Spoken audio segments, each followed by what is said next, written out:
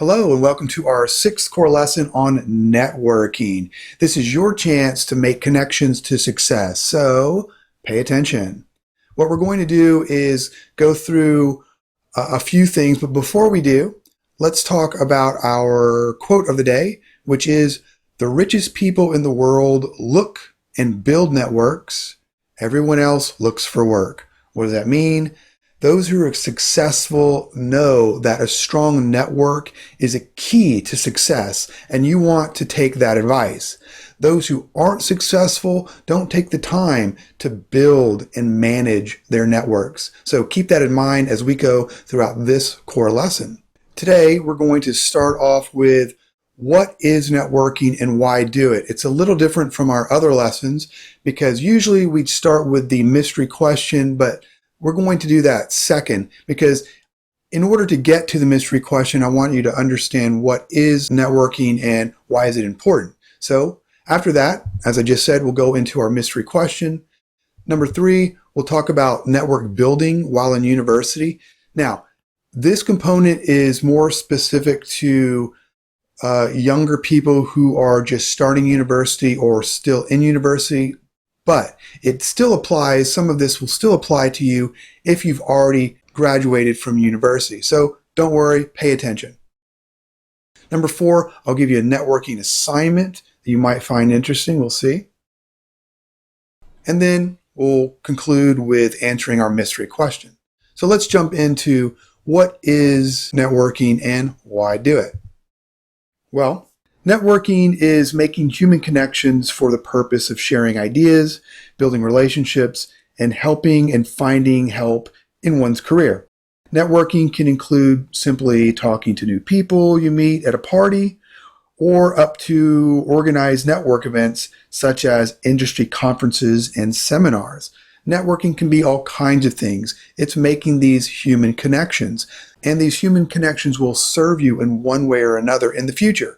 So the basics to networking involve, you guessed it, giving out your contact information and collecting other people's or other companies' information in order to build that network. So here we are exchanging contact information. That's sort of step 1. From there, once you've exchanged information, well, now's the time to start building these relationships. The people in your immediate circle, we want to branch out. We want to meet friends of friends. We also want to meet new people to add to our network. And over time, your small network will build up to something potentially global. Who knows? Whatever happens, you want to expand and include more people with a variety of backgrounds into your network. And of course, you'll want to manage that network over time. Keep in contact with these people. Offer help to these people, and in return, you'll find that they will offer help to you.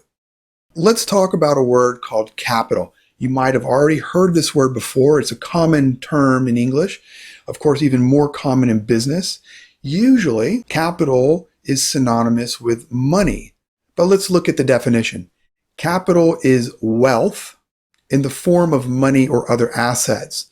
Now, capital is not only money. However, we usually think of it as money.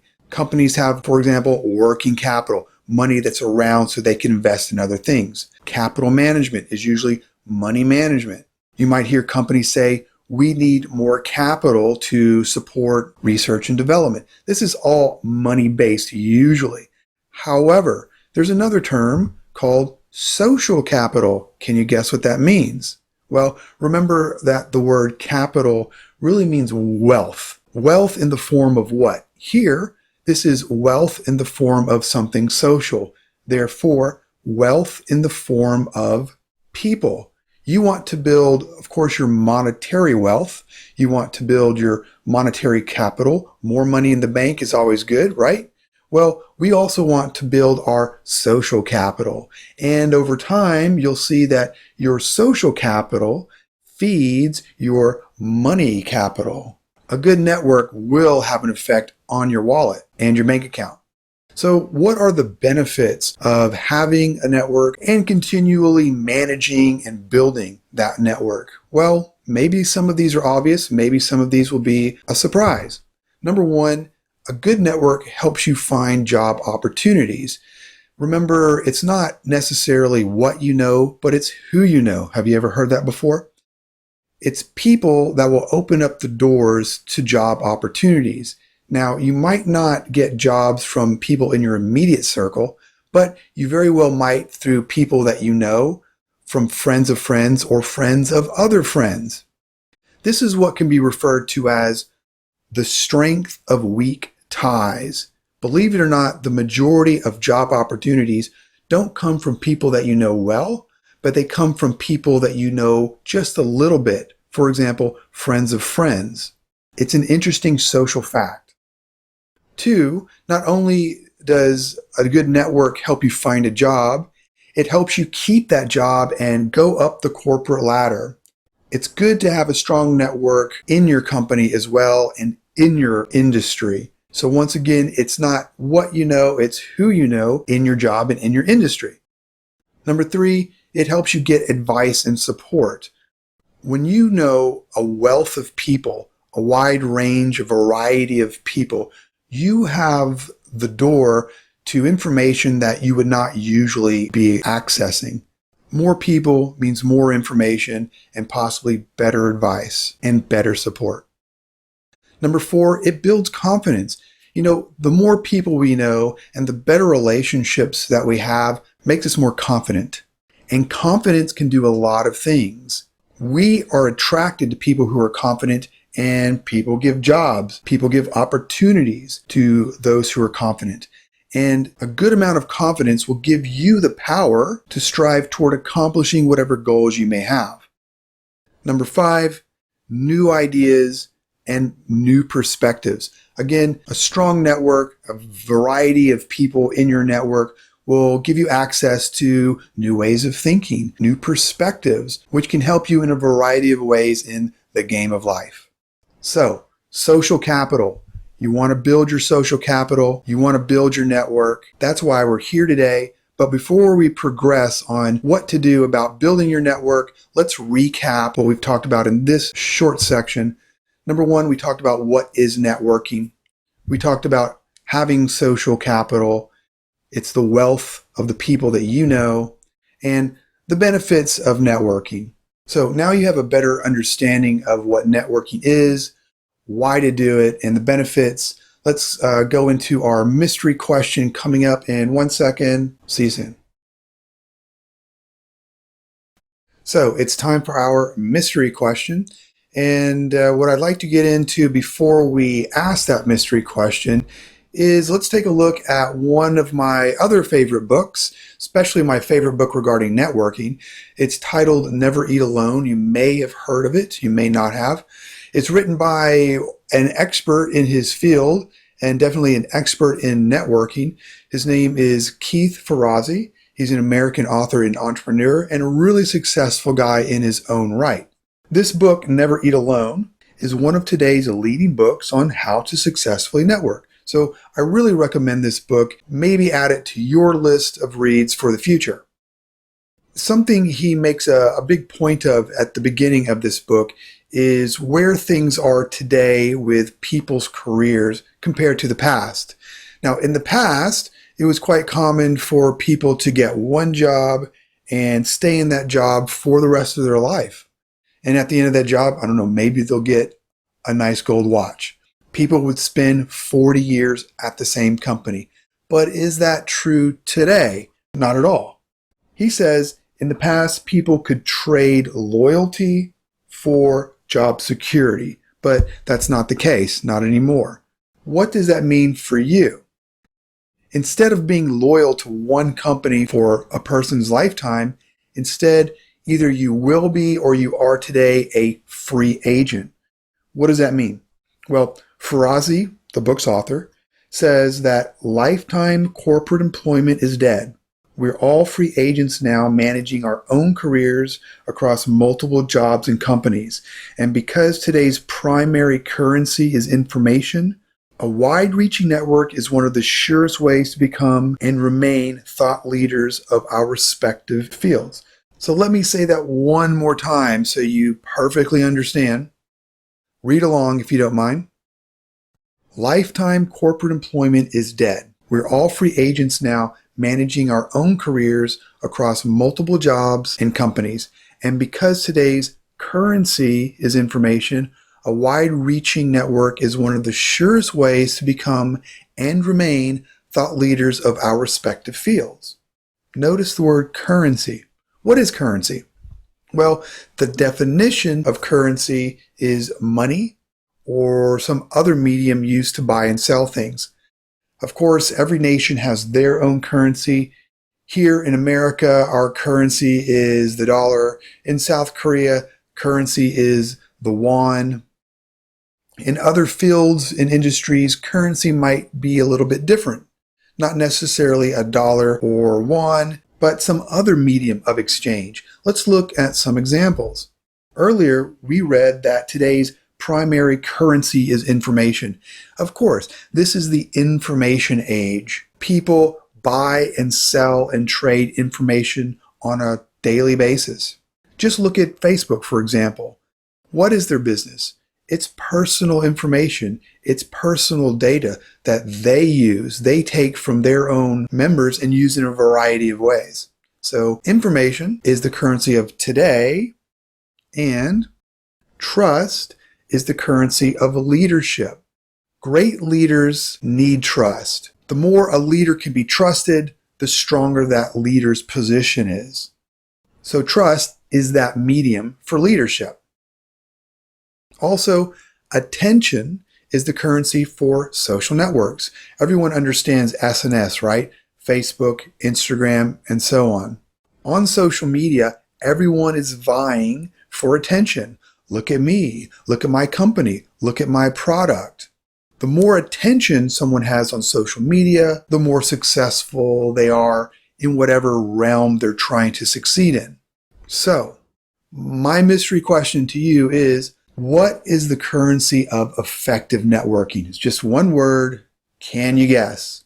Now, if you can't think of something now, see what you can come up with as we progress throughout this core lesson on networking.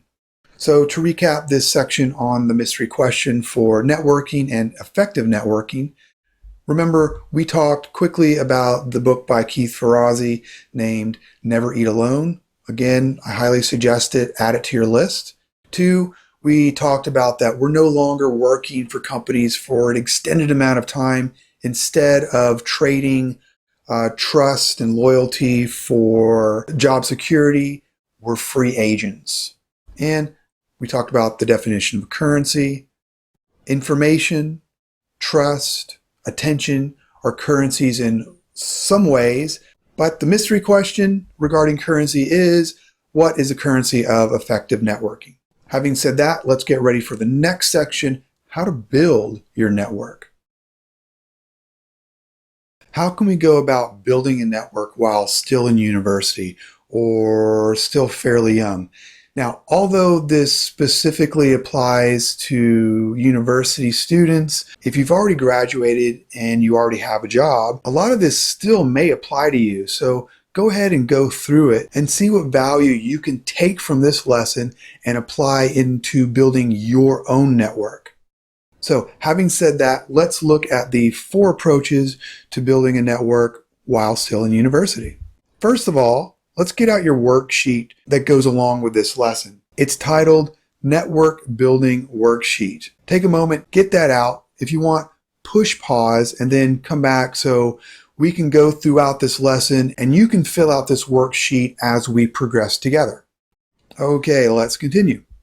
Starting to build your network as a university student is perfect timing. You're now an adult and open to the world and making connections that could last a lifetime. These connections can help you become successful as a student, but they can also help you become successful in your career well after graduating. So take advantage of this time now and start actively building your network. You'll be so happy that you did it. And this is an advantage over most other students because they're not going to take the time to do what you can do now, which is build that network. Number 1, getting a part-time job. Having a part-time job has several benefits, such as gaining experience and earning money, of course. However, Meeting new people through your job is also an opportunity to build your network. Many of the most successful people started with part-time jobs. Warren Buffett was a paperboy, for example. Getting to know your boss and others with industry experience can help you learn many things that universities just don't teach. Can you identify any part-time jobs that are related to your major? Are there any positions available? Any internships? How about working for free or for limited pay if no positions are open? Instead of money, you'd be getting paid in knowledge and experience, which can be priceless. So take a look at that worksheet. What I'd like you to do is start filling out the first section. First of all, list any potential part-time jobs available in your area. What comes to mind? Go ahead and brainstorm and write a few options down. Once you've done that, list potential part-time jobs that may be related to your major or your area of study. What part-time jobs are connected to the career you're going to try and build? And 3, what can you learn from your boss? Do you have a part-time job now? Well, what can you learn from that person? What about a potential part-time job? From the boss who works there, what can you possibly learn from them? And what questions could you ask? Make a list of these questions and keep them for future reference. Take a moment and push pause, brainstorm, and think about how to best fill out this section, and then return to this video. Number 2, mailing influencers and people you admire. Even though you may feel uncomfortable mailing someone you don't know, that's okay. You might find out that they're happy to answer you. Most people are willing to help others, especially when they feel appreciated and important. Do you remember our previous lesson on being likable? Wouldn't it be great to get to know someone you admired in your industry? Someone famous or successful? Imagine the advice that they'd have for you. And really, what do you have to lose? Nothing, right? Dale Carnegie wrote about a successful magazine editor who mailed famous people he admired. He read about their lives and biographies and asked them for more details about their childhoods. He asked these people to tell him more about themselves, and it worked out rather well. So it can work out for you too. So in the next section of your networking worksheet, I'd like you to start by listing at least 3 people who are influencers and or people you admire who are other than family, of course. Can you identify anyone connected to your goals? Does anyone pop into your mind yet? Next, I'd like you to list some of the reasons you admire these people and go through each person individually. Why do you admire that person specifically? Then, what more would you like to know about them personally? Sure, there are things you could read in a book or look at in a YouTube video, but what would you like to know more about them specifically? Not necessarily their successes, but them as a human being. And finally, what advice would you like to get from them? This could be golden. Remember, we always look to the successful to get information on how we can emulate them, therefore how we can also be successful. So, what advice would you like to hear? These people can be heroes of yours, famous leaders in the industry you plan to start a career in, or people of influence in your industry or potentially somewhere else. It's really up to you. So go ahead, again, push pause, take the time to fill out this section, and then return for number 3. Number 3, joining groups and clubs on campus. It's common for universities to have groups, clubs, and associations for you to join of all kinds. If you don't already know, ask where you can find a list of clubs available at your university and decide which groups you may benefit from. If you already belong to a group, are you putting an effort into getting to know the members? And better yet, the leaders and organizers? And what if there aren't clubs where you can network? Well, how about starting a club of your own? Start a club yourself. Look into the guidelines and procedures of opening a club. You may be even surprised that some universities will actually provide money to help you out. So again, what do you have to lose? Nothing. Remember, success is doing what other people choose not to do. Be the person who chooses to do that which will put you on the road to success, and here on the road to building a better network. In the next section of your network worksheet, I'd like you to start by answering this question. Where can you go to get information of the clubs offered at your university? This is just a couple of clicks away on your university's website, or a few questions away posed at other students, other current clubs, or even professors. Wherever that information exists, take the time to find out where you can go to get it. Then list the clubs offered at your university. Go through that list and look at the ones that you might be interested in, where you can possibly meet new people and build new relationships. That's essential. You don't want to meet people you already know. So don't go to a club where the members are already your friends. Instead, go somewhere that's new. It's these new connections that are going to build this new and better network that you want to work on. Then, does your university have any clubs dedicated to something that really interests you? Perhaps a passion. If not, would you be interested in creating your own club? Hopefully the answer is yes. And finally, where can you go to find the requirements and procedures to create a university club? Even if you're not thinking about opening a club, even if you feel uncomfortable, still go through the process, find out the requirements and procedures. You might be surprised. There are a lot of benefits into having your own club or organization. And finally, number 4, meeting with professors, even if you don't take their classes. Universities are full of professors who are experts in their fields, of course. Why not get to know some of them? Why not get to know some of them in the fields that interest you? You don't even need to be one of their students. The principle of importance applies here again. Just like mailing people you admire, these professors most likely will be flattered that you took the time and effort to make them feel important, and may also be just happy to talk to you. These conversations and potential relationships can have a profound effect on the direction that your life takes. So again, take the step to talking with people that you don't know. Take the time to meet with people in positions of power and information. Take some time to meet with professors in your university. Again, you'll be glad that you did.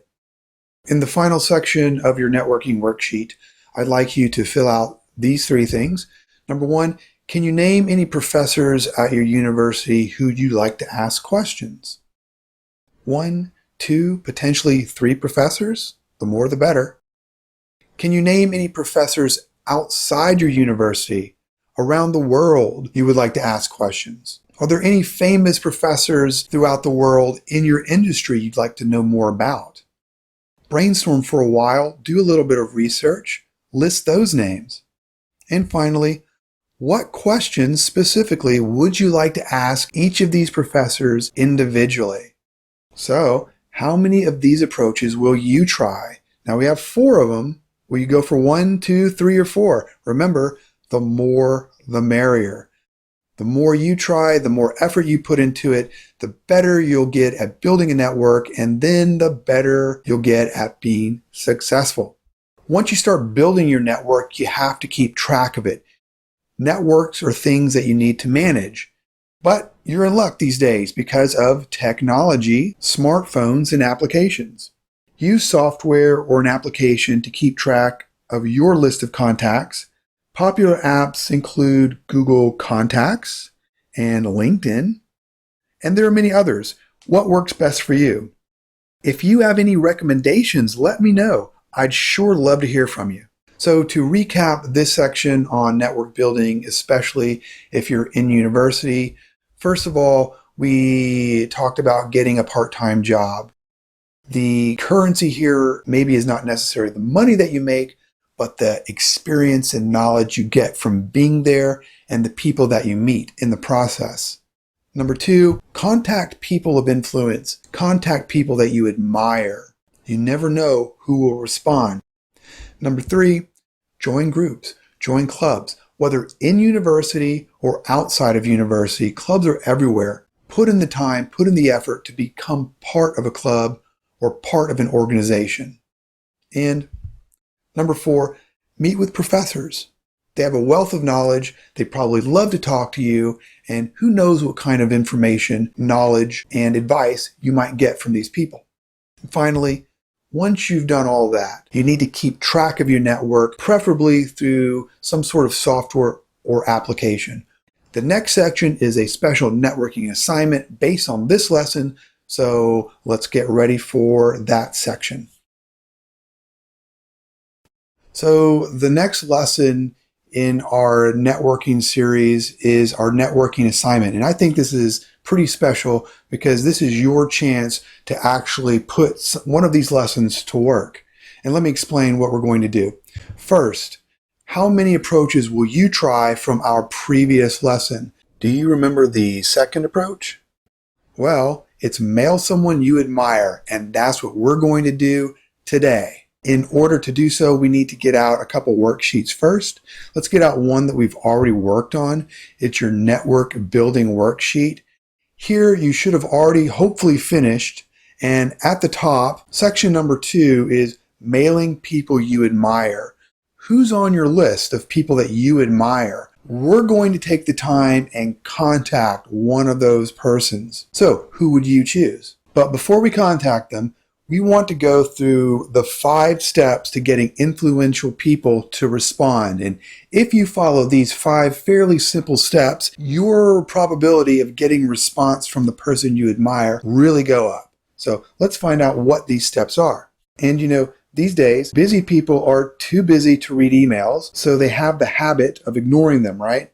However, when someone receives a physical piece of mail in handwriting, it gets their attention more effectively. It shows more of a sense of importance because someone took the time to write it, to sign it, and to mail it. It has that personal touch. Next, get out the worksheet labeled Networking Assignment. We want to fill out this sheet as best possible before you actually get to writing.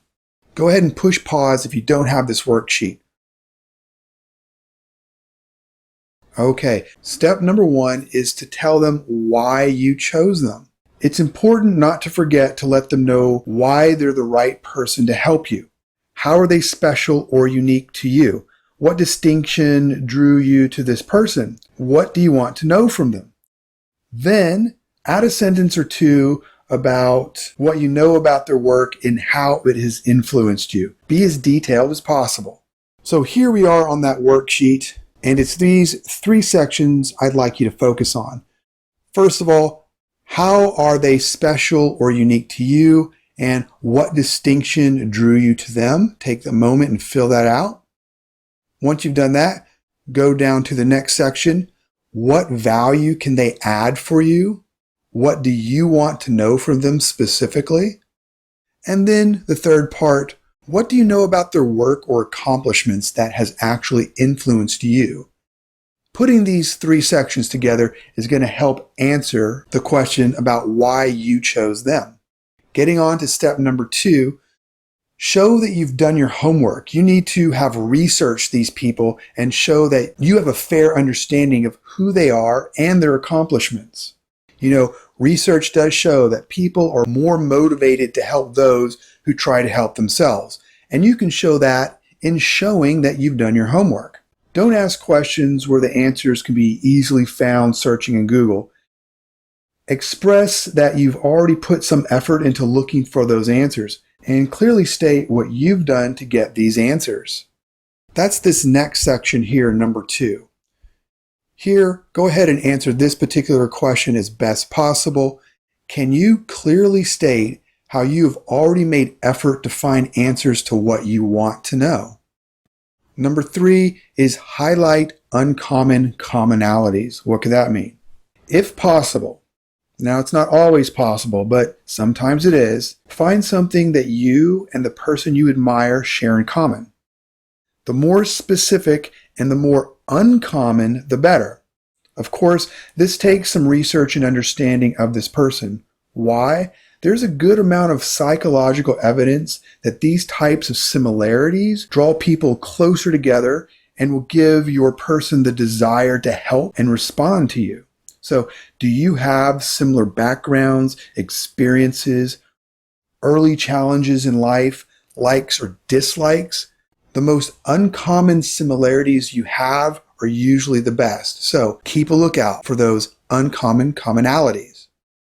And that's section 3 right here. Answer these 2 areas. Number 1, can you identify things you share in common with this person? Make a list, as many things as possible. And from there, which of these is most likely shared by the least number of people? This makes it an uncommon commonality and a higher likelihood to draw you closer to the person you're writing to. Number 4, you want to be really clear and specific with whatever question you're asking. And keep in mind, you don't want to ask a lot of questions. Make it simple. 1 question is fantastic. 2 possibly, definitely not 3. The fewer, the better. Have you heard of KISS, K-I-S-S? Keep it short and simple. Don't write more than 2 or 3 paragraphs. The person you're writing to is most likely busy, and whether they're busy or not, they most likely are not interested in reading a lengthy letter. The simpler the message, the easier it is for them to read and consider. Furthermore, be specific with your request. What exactly are you asking of them? Do you want to know about a specific time they were able to overcome an obstacle? What steps they took during or directly after university? Advice for someone who's in a particular situation that you might be in? Don't ask general questions like, how do I become successful? Evidence shows that people are more willing to respond to you if they're given clear directions on how to contribute. The real goal is to start dialogue, not to ask for help. If they respond, you are now open to future emails and more genuine exchanges. And number 5, finally, express gratitude. We always want to be grateful for someone who's helping us out, right? Never sound as if you're demanding or begging the person to respond. Remember, don't demand and don't beg. Quote unquote, you should respond or please respond are mistakes. You're much more likely to get a response if you can make the person's experience enjoyable. That experience can be more enjoyable when they feel appreciated and have a sense of making a difference in people's lives. Instead of the other phrases, use phrases like, thank you so much, I'm really grateful, and then express how this can make a difference in your life. Let them know how this will help you and potentially others. Now, once you've finished the first worksheet, I have a letter writing format guide that should help you format your information into a pretty good letter. After you follow these steps, go ahead and type and print your letter, sign your name in blue ink, and then send it on its way. So let's take a quick look at that letter writing format guide. Now, here's an example that I've used in the past, and this is a real example, although contact information and names have been changed. This is a real example that I've used to get a response from someone that my wife admires, and I have come to admire as well. So let's start from the top down to the bottom.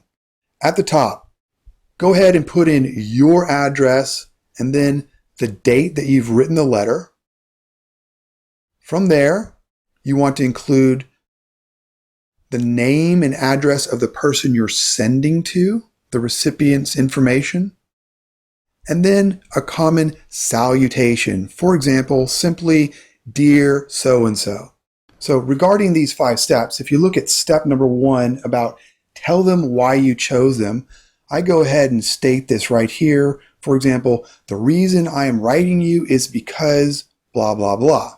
Then step 2 is to express that you've done your homework. I have step 2 down here in the second paragraph, stating, I have read about your contribution to the Pilates community, and by adding a psychological component to your work, blah, blah, blah. As you might have guessed, my wife is a Pilates instructor. Number 3, you want to highlight uncommon commonalities. The uncommon commonality that I've chosen is that my wife has fallen in love with Pilates and made a career out of it, just as this person has done the same in their career. Toward the bottom, number 4, have your specific request. My specific request is one question. And then at the end, step 5, real simply, I express gratitude. Thank you so much. I'm really grateful. And there you have it. It's pretty simple. So take the time to follow these instructions in the same format that you can see here for you. Then the next thing you know is you have an effective letter to more than likely get a response from the person you admire. And who knows, start building a relationship with that person. So let's recap what we've talked about regarding the 5 steps to getting influential people to respond. Number 1, tell them why you chose them. Number 2, show them you've done your homework. 3, look for uncommon commonalities and state them clearly. 4, make a specific, simple request. Try to limit it to one question. And 5, express gratitude and thanks. So there you have it. These are the steps to get someone that you admire, someone famous, maybe a big influencer in your industry to respond to a specific question you might have. And who knows, you could start building a relationship with this person and thus expanding your network.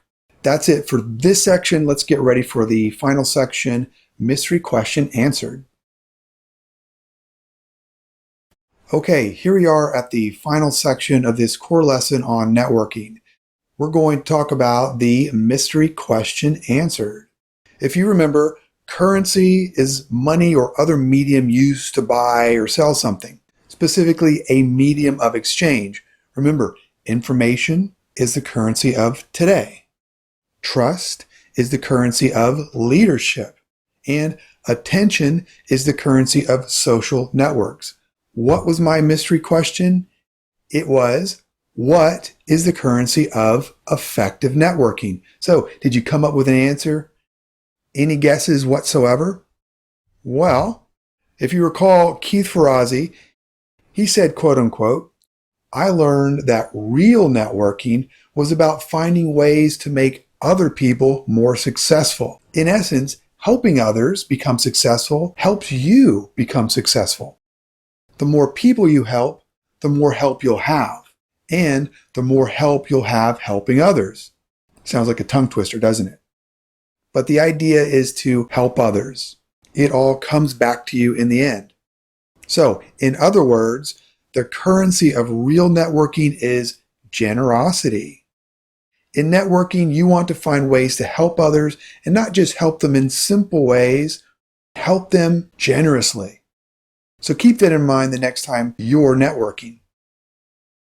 And if you want to get even more serious about networking, get a copy of this book. It's fantastic. I'm sure you can find it on Amazon or possibly your local bookstore. And don't forget to become the teacher. Go over these worksheets with a friend or a family member. Encourage someone to contact someone they admire, or encourage someone to join or even start their own networking club. If you help others network, then who knows, you might find out that you yourself are becoming a fantastic networker as well. Okay, ladies and gentlemen, again, this concludes another one of our core lessons. I hope you found value in this particular exercise over networking. Remember, networking is a fantastic way not only to meet new and interesting people, but to build a wealth of knowledge that comes back to you in the end. Okay, see you for our next lesson. Talk to you soon.